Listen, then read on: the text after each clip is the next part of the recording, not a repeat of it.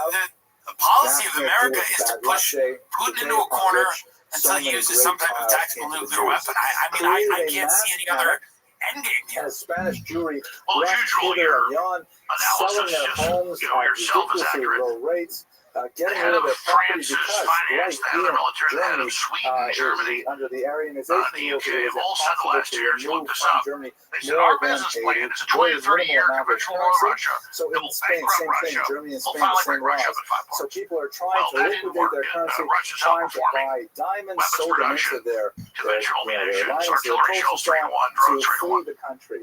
So But that's not severe working. limits were placed on these things. Here's And so the EU's as I collapsed mentioned here, financially. It Abravanov wants himself this. was pressured to convert. And He was got, given himself, he was just like offered a huge Vietnam bribe turned by the out crown. They with wanted to McNamara. keep him. He later They admitted this wanted before to he keep died in his the financial documentary. expertise. Oh, it was just a And big they war begged game to make him money. to become They Christian. wanted a And place as I where mentioned, they Senor, could have in won fact, very quickly bombing the North. They could have won, Detroit, but they never did that because it was just a way to pump. LBJ made back then, made $20 billion, $3 billion himself, just off dredging out the ocean and putting in ports. So it's all a giant war game. And you had for 15 years the U.S. Soros overthrowing governments in Ukraine, stirring it up, poking the Russians, and they don't care as long as they can keep it going. They've laundered $300 billion in just the last few years, and it's all in weapons laboratory. And so to them, they don't care. And so, they're talking about 30% of the EU budget now going to Ukraine for the next regions of northern Europe. So a war is a big black hole that you can launder money through. Many Jews took these somewhat dangerous sea roads over into North Africa. The strong populations as far as Jews in Greece migrated from this expulsion. And Abraham ended up kind of island hopping his way throughout the Mediterranean basin for the remainder of his life. Nevertheless, wherever he met with great success. He finds out at the end that his ministers have a rebellion in England with the Scots and the Irish and the and Welsh. It's all true story. These letters are public now. They've been public for 100 years. Writing, completing his French cousin, they're really all just Norman from William the Conqueror. They're not French or British. They're all Vikings that conquered France and England. And they don't tell the new young king because his other brother, died, so they had to have him when his dad I'd like to speak just a little bit about some of his ideas here. And so he goes and has to have a war with France, and all his buddies die. He wins.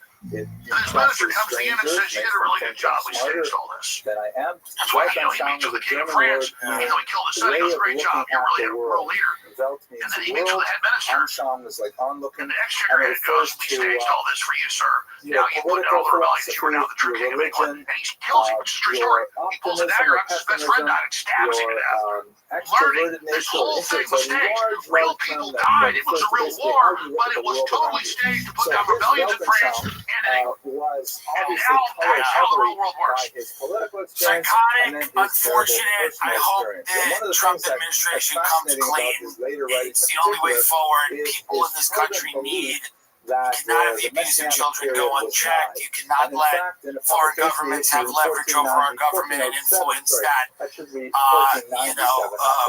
makes us, completely normal of our principles. Not to say that we are passive or that we are little angel cakes, as you would say. We're certainly not, but everybody, we need to get all the information out, and I appreciate you. I think you're doing an amazing job, and I love that you still come on my show, and I really appreciate you, and a lot of people I've been begging to come on the show. We should come to Austin, but let me say this one point. Yes, these Machiavellians think because they think in all this twisted, tindy chess that they're smart. No, it's sick. You said earlier. This big economist, Martin Armstrong, says we're very close to nuclear war. Rand Corporation does. We understand conquest. We understand duplicitous. But with nuclear weapons and with biological weapons and with 9 billion people, we have to stop the conquest economy. We've got to have real peace. And we keep hearing about all this peace, but it's not. It's got to stop because it can get out of control. You ask, will there be nuclear war? Yes, on the threat escalation ladder. It goes from 1 to 44 in the Rand Corporation. Everybody uses the same model. We're 35 now. A few more. Remember 2 years ago, Biden said we can't give F-16s and Abrams tanks as World War III because it goes up the escalation ladder. We're now to Trump met with Zelensky 2 weeks ago and said maybe we'll bomb Moscow so they'll stop. It just goes. And the elites would rather destroy the world than sacrifice their positions of power. Exactly. They've got their bunkers, like Dr. Strangelove based on true story by Curtis LeMay, the chairman of the Joint Chiefs of Staff, L.O. Lemster, come to when the movie came out in 64, maybe 63. It's all declassified. And I know maybe Kubrick and all the inside stuff, but it's in films right now. This is a final thing. Saperstein's research has focused on Curtis LeMay, the deputy head of the Joint Chiefs of Staff, L.O. Lemster, look this up, folks. They come in the last year. It's much eisier after the Eisenhower events have administration. passed to be Supreme able to Allied say, well, why commander, didn't you see this? super I didn't hardcore. see how that related to Was this, mad and at the so on and so Germans and forth. said, well, there's only food for other people to starve to million to death. In the 20th Wasn't like he was century, a pussy at the end of the war. and he They come to evaluates him, they say, Abravanel's sir, scholarships on a much we're higher going to level, bomb along with, in our own general, military the bases leadership and of shoot down Spanish our own TV in the planes. 15th And century. we're going to blame This the was Russians truly and send a the bolt Cubans to from it. the blue, We've got a something that plan would have taken to a sneak genius attack to Russia, anticipate, and we think we'll and only he lose 20 believes that million much of Americans the in their negative nuclear assessment response. of But we Abravanel wait a few is years undeserved. under mutually assured destruction, they'll be able to take us down. Finally, And with John Isaac Abravanel, we have a and then they rather tried to come back amazing and Kennedy fired them. That's example of Operation someone Northwoods. who The was movie at the Dr. very Strangelove was highest leaked basically peaks to cover of it. political And he activity, made the film to show what an happened. They incredible were literally exemplar in of meetings full talking about mine scholarship, shafts producing and how many we get works gross that are still domestic studied product today, even in the the worst original case Hebrew scenario, they and knocked out translated most of the into population. English, And Spanish, they and many came other to languages. He's an example Eisenhower, of a and then they leader tried again. that Guess would who not the be repeated adjunct for the of next L.O. Emerson 500 was? years, Like and 27. ultimately one of the Donald most Rumsfeld. profound individuals of the 15th century. So when you see Thank you 9/11, very much it's for Project your American attention Century, it's the and same your people. And then Dick endurance, Cheney, he and I brought look in. forward to seeing you next week So, when we talk about this the is literally the ghost of Restream L.O. and the Emerson Stat Circle. and the ghost Thank you. of Curtis LeMay. The movie Dr. Strangelove is a documentary of what almost happened. The Cuban Missile Crisis, declassified. The U.S. put Nike missiles on the border of Russia in several places, including Turkey, medium-range nukes. Russia put nukes there. I'm not a Russian, never been to Russia. The point is that we're all told in school books, oh, the Russians put medium-range nukes in Cuba because they're assholes. No, Khrushchev was on TV saying, get your missiles out. But our media was so controlled, nobody knew we put missiles on their border. So it's the same story. It's not the average American's bad. It's not that Eisenhower's bad or Kennedy was bad. We have these crazy, power-mad generals, and now what do we got? We put missiles on Russia's border. That's what Russia said a year ago. They said, you already are hitting us every day with medium-range hypersonic missiles. We can't stop. If you hit us 2 or 3 a day, we won't respond. But if we see a large aeronautic attack of hundreds or thousands of missiles, we have to believe it's a nuclear sneak attack because that's how they can shoot. Right. So Mach 5, Mach 10. They can take out all the Russian bases. Most of Russia's weapons are in the West. Most of Russia's are in the West. And they say if you shoot a bunch of these, we got to go ahead and nuke you because we've got to believe it's a nuclear sneak attack. That's why we're so close. You ask, are we close to nuclear war? The atomic energy scientist out of Chicago, the most respected, that looks at said we are the closest to nuclear war. Remember your 2 minutes to midnight? It used to be 2 minutes to midnight. We're something like 20 seconds to nuclear war now. Yeah. So with the Cuban Missile Crisis, 2 minutes to midnight means total nuclear war. The last time I checked, we're 20 seconds from midnight. That's your answer. Follow me at Real Life Shows on X, Infowars.com/show. And I love you, Tim Dillon. Love you, Alex Jones. Thank you so much. Alex Jones, everyone. Thank you. Alex Jones with us, legendary broadcaster, friend of the show. I've been lucky enough to speak to him about a lot of the crazy shit that has gone on the past 10 years. And, we'll just come right out with it. We want to get your read on what is going on because, from the outside, the Trump administration campaigns on exposing this cover-up, blowing the lid off this cover-up.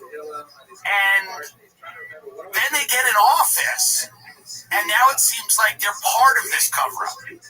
So what, in your estimation, has happened? Well, all I can do is observe from the outside. I have a lot of sources, especially in baseball, and what's happening. But the fact I know is this.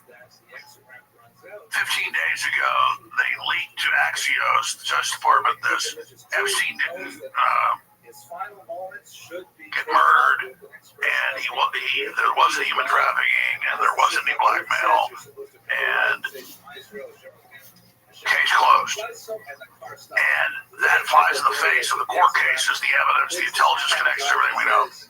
And then I came out on that Monday, 14 days ago, and I said, this isn't Pam Bondi. I'm not defending her. I agree. She should know her head. Like you said, she should go back to policing jet skis in Florida.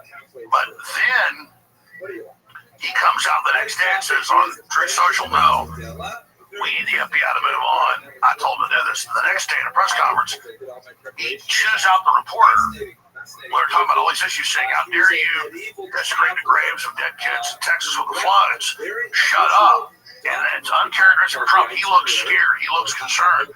And then all the other Truth Social posts about if you ask questions, you're with the Democrats, and this is all a Democrat made up hoax, and you're just idiots. When all his surrogates promised they'd bring this out, he talked about bringing it out.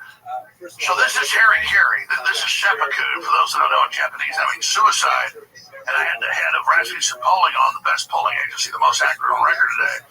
He said Trump has lost 14 points with independents, 5 points with his main base. Like Steve Bannon said a week ago, that'll lose him before Rasmussen reported it. His dead reckoning was right. 40 seats probably in the midterms in a year and a half. This is Trump self-harming. And from all my research, he knew Epstein, there were socialites, all that, but they would have already used this, that he was saying they had something. The J Knows they brought out turned out weren't even real people. They said that Melania was a hooker, that Epstein introduced her at a modeling agency. We looked into that. It was the Trump's modeling agency. That wasn't true. So they're kind of regurgitating all that on one hand. So why did Trump act so panicked, deer in the headlights, and come out and say, there is no list. Okay, there is a list, but you're still an idiot if you look at it. So, okay, we'll have Pam Bondi release the grand jury transcripts from Ghislaine Maxwell that Comey's daughter ran the cover-up on the Epstein case 6 years ago where he died in jail. So you couldn't do a bigger Streisand effect. You couldn't come out and say, I'm more guilty than what he did. And my loyalty to the truth, I'm actually autistic about it. I can't, even though I want Trump to succeed and Democrats are my sworn enemy, Trump will be in prison. I'm just like having to report this, that this is beyond insane.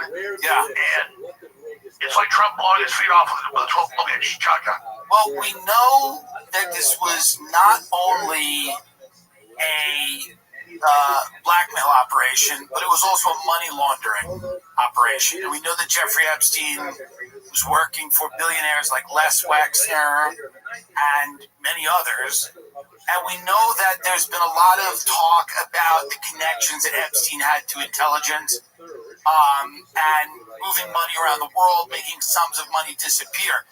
Is it a complete coincidence that a lot of this seemed to happen around the time that Benjamin Netanyahu paid a visit to the White House? Well, as usual, Tim Dillon, you're very informed on this comedian, and you nailed it. I don't want to attack Israel, and I'm not a big Israel hater, but Netanyahu is, in my view, the villain of the last 25 years in Israel, in and out of power. It definitely is the cliche of Israel trying to manipulate the United States internal politics and foreign policy, particularly in the Middle East. So definitely Netanyahu is heavily involved in. Ghislaine Maxwell, who was convicted of human trafficking, though the new memos, and Trump says there is none of that. Well, then how is she convicted? Her dad, Robert Maxwell, was on record Mossad, buried Mount of Olives, with military honors and MI6 and Russian intelligence reportedly. Fell off his job when all this came out. And just like when he died decades ago, all of a sudden billions of dollars was sucked out of his bank accounts. And so from my evidence and research, it's pretty conclusive. Epstein was a junior to Ghislaine, who took over the family MI6, CIA, Mossad business, because at that level they're all interconnected. And it was more than just trafficking underage girls. That was kind of like a side hors d'oeuvre or little rider. The larger issue was money laundering, and then now the Democrats have honed in on this. I said months ago and weeks ago that Trump needs to not just call for the grand jury stuff to be released, or the stuff from her trial, or the trial that ever happened, because Epstein died in custody there in New York in that detention center. We should demand the billions. It was 1.1 billion right after he died, but it was actually over $1 billion when he was in custody 5.5 years ago in New York. That was sucked out of his business account. And so we know that's in the Treasury Department. So now Senator Wyden and others, as I predicted a month ago and 2 weeks ago, before this broke, I said Trump should release it. I said that's where it's going. Where did the billions of dollars go right before and right after he died? And so I agree with you, very astute. I was going to make that point. This isn't so much about human trafficking as it is about the money laundering that's what's going on. And then you've got Bill Barr, whose dad, Donald Barr, ran the school that Epstein at 20 got hired with no credentials to be the top math teacher. And then Barr was was OSS CIA. His dad, Donald Barr. Barr was CIA, kind of the head of Iran-Contra operations in the White House. And then his dad, Donald Barr, writes a book about space relations, about aliens on a planet that kidnap human girls to rape them, and then they train humans to enjoy it and join them in the raping of children. This is beyond crazy, and he hires Epstein to do all this. And so, yeah, Trump had beauty pageants, and Trump had casinos, and Trump had golf courses, and Trump, was involved in sporting events. And so I thought, well, they ever had anything on Trump, they would have brought it out as they tried with a bunch of nothing murders in 2016 and 2020. But now that he acted like this, I think the jury's out. But where the jury is not out is on the majority of people on the plane, on the flight logs, are Democrats, are big power brothers like Bill Gates. And we know some people in the Trump administration have been heavily implicated. I'm not going to name names. And so you nailed it when you brought up Netanyahu. So let me, if you've got time here. We have all the time in the world. I just want to add, when Bondi said we have 10,000 hours of video, she said we have 10,000 hours of video. I had dinner last week with the vice president. He told me that was commercial pornography.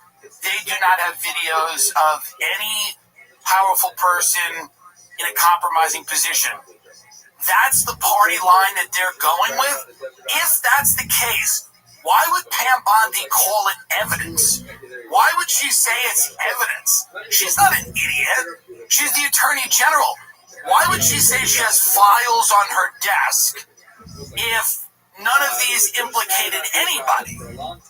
It just feels like they're covering something for sure, 100%. And I feel like they're telling a story, and the story doesn't make any sense. Perfectly said. So, let me just show you. Yeah, there's so much data I have. It would take 100 hours, but we'll go as long as you need. Here's what I'm trying to say. There are two main tracks here. Okay, incompetence by Bondi and Patel and Longino, or a mix of that, or pure cover-up. But undoubtedly there's a cover-up. So here's what we know from the timeline. And I'm not trying to gonzo journalism write myself into the story. I just do this 7 days a week. So I broke most of the different developments that happened in the last 6 months. So here's what we know, and you give me your conclusion. Trump surrogates say they're going to release it. They get in. Marks are given this old Epstein information at a press conference with the super binders. And a day and a half before that happens, I have O'Boyle, who is the main, one of the top FBI whistleblowers exposed so much. And he says, my New York sources say they've got massive Epstein videos and files that the Democrats are suppressing and not giving to Trump. And Bondi's been set up. We're meeting with her tonight. My sources are, and she's going to expose the fact that she's been set up. The next day she comes out, and on the cover sheet of the binder says, this is phase one. I learned there's a lot more in New York with Comey's daughter and Comey running it, which we know control the file the whole time. If they don't give it to us in 24 hours, we're going to go grab it. 24 hours goes by, they go grab it. The head of the FBI in New York resigns. The guy that said dig in, don't do it. And then they're given these files, but that's the setup. Obviously, if the Democrats, before Trump and after Trump and now, controlled the file, and James Comey and Maureen Comey controlled it, are they going to leave stuff in that's incriminating? No, it's logical to say they're going to probably drop a dime on themselves. Not that my whistleblower was bad. They're going to drop a dime. Oh, we've really got the real file. So Trump's like, yeah, go get it. Grab it. Get them. They get the file. And then I talked to FBI sources, multiple, Scott Serif and others, showed me the text messages. This is in late March, days after. That indeed, the way the FBI works, the top of the FBI that do investigations, they get the truckloads out of New York. They send it all over the country to field offices saying, do what you want. Then the FBI, we confirm this, looks at it. It's got all this stuff about Trump in it, whether it's true or not. Bondi and them come back and say to Trump, it's got all this about you. Then you see the deer in the headlights interview 2 months ago with Bongino and Kash Patel on Fox. They look like they're hostages. They're like, no, you can trust us. He killed himself and Epstein acted alone and didn't do anything. And case closed. before Trump said it a week and a half ago. I said, Trump has learned, or this is a big possibility, they've spiked him with poison pills. They're not just going to take out bad stuff about them. They're going to add all the innuendo, all the J-Dos, all the stuff recycled in. Then Trump comes out for social last Saturday, 8 days ago, Saturday before last, and says, hey, they control the file. Not saying Epstein doesn't exist or wasn't bad. That's how the media spun it. He says they put a bunch of bull in there, which I wasn't even able to predict. So that's one track of what it is and why he acted so scared and hysterical. The other track is he was a big playboy. He was hanging out with Epstein. He was running beauty pageants. Maybe he did some stuff he wasn't supposed to. Sure, he had some deep, and now they're bringing it out. So now the jury's out on Trump. Now he's got to be suspect. But the same people that run Crossfire Hurricane, the fake Russiagate, Obama, Clapper, Comey, Brennan, that did all this, who were known fake frauds, who are known to be all over the Epstein file, who are known controlling it on the U.S. side. Anything they tell me suspect, so I don't believe it right away. Then you bring up Netanyahu, and that's the key. So anytime Mossad is going to operate like this on domestic soil, they're going to need a CIA agreement and pass. It goes on for decades. And then you've got Maxwell's dad that was MI6 Mossad on record, and KGB, triple agent, highest level. The real agents are triple level, or your quadruple level. So you have Trump, grab it, do it. He gets it. Oh my God, I've been set up. Then he's mad at Netanyahu, and from behind-the-scenes sources, we're not attacking Iran months ago. Netanyahu shows up, suddenly Trump 180s, searching whatever Netanyahu wants, and we know who has the full file of all the hidden cameras and all the stuff at Little Island in the Caribbean, at his facility in Zorro Ranch in Mexico, in New York. And we had Andrew Barak there photographed dozens of times, at 30-some meetings there in New York. And all of a sudden you get a 180 as soon as Netanyahu shows up. Now Trump learns what's in the FBI file. Right after that, then Netanyahu comes and tells him, and I don't believe from my sources, and this is how the FBI, that it is Trump, but it's people in his administration, including a top financial advisor, that's heavily involved. Trump wants to get his agenda through of jobs, $15 trillion investment coming in, $3 trillion a year. He wants to stop World War III. I'm not defending this. I'm saying I'm thinking. I've been told. Yeah. And so he goes, oh my God, this is a giant new Russiagate setup. He comes out and says my list to his supporters. Would I be crazy when you say a top financial advisor? Are we talking about Epstein's neighbor? We are. Okay, interesting, and that makes sense. So here's how informed you are, and I'm not trying to be a mean person. Yeah, because he may even be innocent. We're right. London. That's right, Howard London. Don't sue me. Kidding. Well, this is beyond suing. This is like, yeah. They're gonna find me in the pool. Yeah, you're right. Now. Well, let's just say you brought it out. You're smart and figured it out. Nobody else was. I'm sure it's true. Yeah. They're blackmailing him with lending. I've confirmed that from the FBI. And it's not that I did anything wrong. But yeah. Here's my question. We have Ghislaine Maxwell sitting in a jail. I believe in Tallahassee in Florida. We have Alex Acosta, who supposedly there was an unsourced or privately sourced, unnamed sourced person that Vicky Ward quoted saying Alex Acosta said, I was told to stand down. Epstein belonged to intelligence. That is why he was not prosecuted. That was the federal prosecutor. Right, to the fullest extent of the law. Why do we not, and by we I mean the Trump administration, the American people, demand that Maxwell testifies in front of Congress and that Alexander Acosta testifies in front of Congress about whatever this operation was? I think me and you have a good idea about what it was. But it's a vile operation. It destroyed the lives of children. No civilized society can exist ignoring things like this. And it also opens up many questions about a financial system that we barely understand that involves oligarchs, criminals, human traffickers, drug smugglers, and our own political class, by the way. This is why Nancy Pelosi has been so quiet about this, let's be very honest, because she has no problem with, obviously making lots and lots of money, and lots of our politicians. I mean, Barack Obama, these $30 million homes in Martha's Vineyard or whatever they are. Why don't we demand that they testify, Alex? Well, Tim, I don't do this for regular people interview me. I'm going to kiss your ass. I was about to go, before you said get us like Maxwell testifying, I was about to go to this. Yeah, that's where I was going next. Yeah. Here's the issue with that. She's in prison for human trafficking. And you've got these lawyers connected to Epstein saying months ago, Alan Dershowitz, Trump better pardon her. And even before Elon came out and said, hey, Trump's the list, you're never going to see it, which has a lot more credibility now. Because of this, it doesn't mean Trump did anything wrong, but he's implicated. He's embarrassed by it. The issue with Ghislaine Maxwell is she's in prison for decades.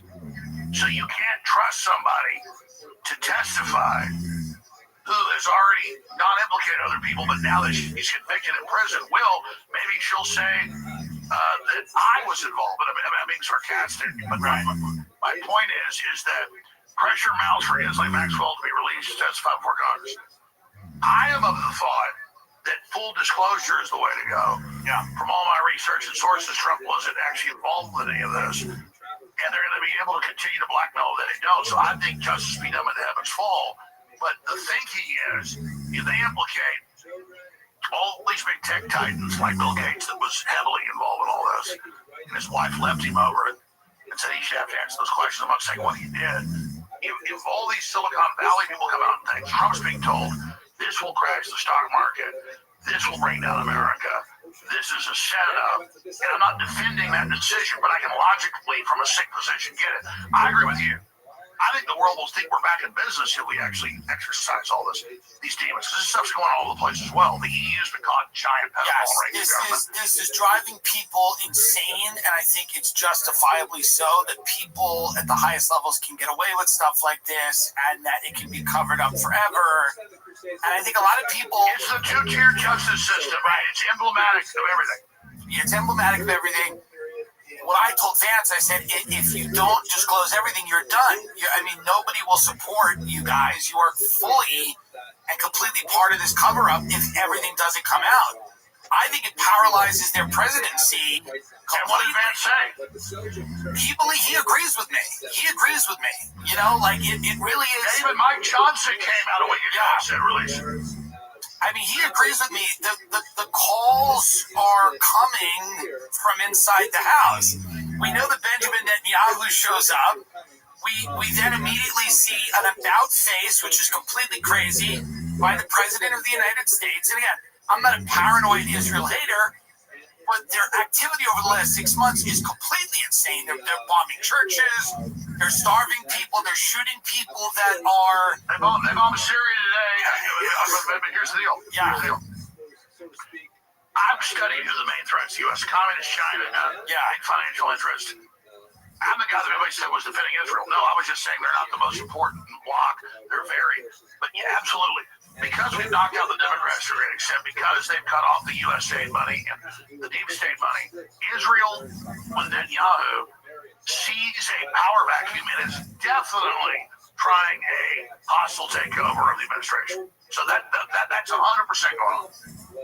Are you worried about these connections with Palantir, with using technology to Palantir technology to merge all of the different departments, so that if you have information on you with the IRS, that's now merging with, your arrest record, and if you've attended a protest, and whatever the case may be. We see in the UK people are getting sent to jail for tweets. We see all over the world, and we know, of course, the Chinese social credit score system. This feels a lot like a precursor to that. Steve Bannon has said that he thinks that these tech people are the biggest threat to the stability of the United States going forward. because they have their own agendas that they're cloaking in this MAGA movement. Do you share that view?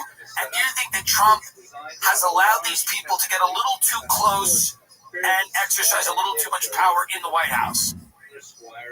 Yes, I think Palantir is a threat. And that I've been criticized by people that just want to try to make scores. My main nuance about it. Let's explain what's happening.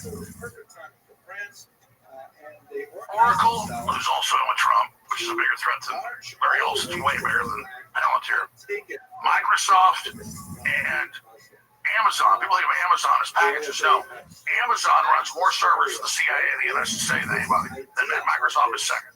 This is like a fact. Look this up. They've already integrated all the databases. They already have all that. Peter Thiel and Alex Karp, who said, Alex Karp, I help the EU censor conservatives. You know, my main threat is Christian conservatives, just like Trump is starting to fight. So I'm not an apologist for Palantir. But to my listeners, I've got to give them a real answer. So you notice the New York Times and Washington Post last year were all about Palantir. And it doesn't mean Palantir is an issue. It's that, why does everybody know about that? Because corporate media started it. So Palantir has come to Trump and is a big backer of Vance. I'm not saying he's bad either. And they have said to Trump, we know how to come in and tell you what's really going on. Let us have the reign of Mordor, and we will fix all your problems. And my point is, they are a small little tech who wants to come in and has the technology do what's already been done. Right. So the idea that this isn't already integrated, that it is. Amazon, Google, and these other groups, Amazon, Alphabet, you know, those companies, whatever it is, Meta. Yeah, well, I mean, Alphabet's above Google, exactly. Right. So it's Google, it's Amazon. It's Amazon, it's all. Yeah, so they're the ones that are currently doing it. It's not like it's coming. So I just told people in their lexicons, like in flashcards for kid, here's a tiger, here's a bear, here's a bunny rabbit. And now they go, here's Palantir. Oh, that's the big tech takeover. No, that's a group that thought with their angles with Trump, they could come in and be put in charge of the thing that's already there.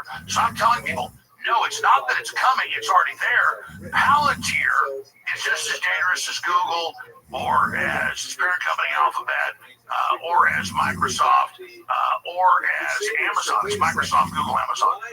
And I'm saying, if you look at the statistics, they're 90% of it. The grid's already there. Palantir is a usurper, an upstart, a pretender to the throne, trying to come in to give Trump control because the U.S. government's been directing the Googles and the Microsofts and the Amazons to already create a fuse system that we already have. Does that make sense? It absolutely makes sense. The reason that Palantir is always a red flag for me is that when Peter Thiel's asked things like, should the human race exist? And he kind of stutters and stammers and doesn't really seem to have that one seems easy. And he doesn't really have an answer for that. He's also suggested things like maybe people went to Epstein's Island because they wanted Epstein's like advice on their divorce and stuff. It just he also says, you know, we need to do what I'm doing to stop the Antichrist. Right. So it just feels to me that yes, they are part of a very large group of companies I don't trust. But it is worth noting that this company is, you know, they want to start helping to surveil Americans more than they already are. I mean, that's sort of, or help, you know, concentrate the information or help merge. Be clear. Oh, yeah, you point. Google 6-7 years ago wouldn't even give the Pentagon access to AI. They give China that. So that's the key you just hit. Palantir is offering to Trump. Look at Denver. Already has U.S.-funded license plate scanners. Right. But a month ago, when they were to use them to arrest illegals, they turned it off. Okay. So Palantir is offering to use the grid that's already in place for Trump's aims. So what I'm trying to say is it's not a defense of Palantir. It's that we're way We're saying we're in 2025. We're in the year 2050. I'm saying it's already there. The Palantir thing is a fight about Trump coming and saying, okay, I'll hire you to explain how this works and give me access. I'm saying it's already all there. No, and I understand that. And I think that I don't trust Elon Musk. I don't trust anything. I don't trust Sam Altman. I don't trust Mark Zuckerberg. It's not because I believe they're inherently evil people, or although they say some things that are inherently evil. I believe their agendas are radically different than if you took an American off the street and said, what are the things you value? Very few of them are going to go, we want to terraform Mars and merge with AI and destroy the human race and all of this stuff. So I do think that the tech community, it's important to have a thriving tech community, but it's important to not turn our country into a digital police state or a Chinese-style surveillance state. I think a lot of those people would probably want to create something like that in our society. You know, that does seem like they would prefer that. Absolutely. I want your viewers and listeners to understand something. Let's just say Palantir is the most evil thing on earth ever seen. It is the devil. Why do we all know about Palantir and not the other? We don't know. Yes, you're right. We don't know about Microsoft, Google, and Amazon that are 90+% of the grid that's already there. Right. So we're all learning about surveillance and AI and social credit score and biometrics and social credit. We're already doing it. They're just bidding to get into the draw as a junior. And so I oppose what Palantir's doing. And everyone else. I oppose everyone else. Of course. I'm just saying it's become a distraction into only them. Understood. Disclosure. Your sources, people that you know. How damaging is this if this all comes out? Do we think that this is a watershed moment for the United States and, Israel? Does this come out that this is what many people feel it is, which is a Mossad CIA blackmail? Or is this basically not, we're never going to definitively know that? Or will we? Well, we have a lot of conjecture. We have a gun to my head. That's what I believe it was. There's enough evidence in my book to say that's what it was. But is the disclosure, not only will it be embarrassing to people, but is it going to suggest that one of our allies has been using these types of methods to gain leverage and control over our politicians? And is that one of the big reasons that they do not want it out? Well, that's all true. I mean, look. Monica Lewinsky was a Mossad operative. Really? Yeah, it's come out. They were tapping the White House. So, and they don't want to hit us on some big corruption deal because a bunch of Israeli operatives are involved in all the corruption with our people as well. Right. They want to hit you on some limited little sexual thing. And absolutely. Epstein was mainly a Mossad operative. He was like Maxwell, her dad, and all Mossad on record. The media just keeps this debate going, is it Mossad, is it Mossad? Well, he wasn't officially Mossad. Any real operative at the highest level is an operative. People think he was an operative at lower level. No one comes there the boss. But he himself was just a manager. His lane was the case manager. This has all basically come out. And this is the leverage that Israel is using over Trump right now to do all this. And my information is not Trump himself. But just all this other stuff trying to embarrass him, beauty pageants, flying twice on his plane from New York to Palm Beach. And again, Trump was all release until he got that meeting with Netanyahu. That you nailed. But what's more important is this has captured the public's understanding and imagination. And so it's all about integrity. It's all about getting rid of the deep state and Trump joining with it and defending it. I had on my show today Mark Mitchell, who is the hands down, they have the best record nailing elections, not just here but around the world for Rasmussen polling. And he said, I'm not a Republican or Democrat, but I care about the voters and freedom of the future. And he said, the exact number, like 14 points lost with independents. It's a collapse. It's a collapse. It's a collapse. 5-6 points lost to the most hardcore vote base.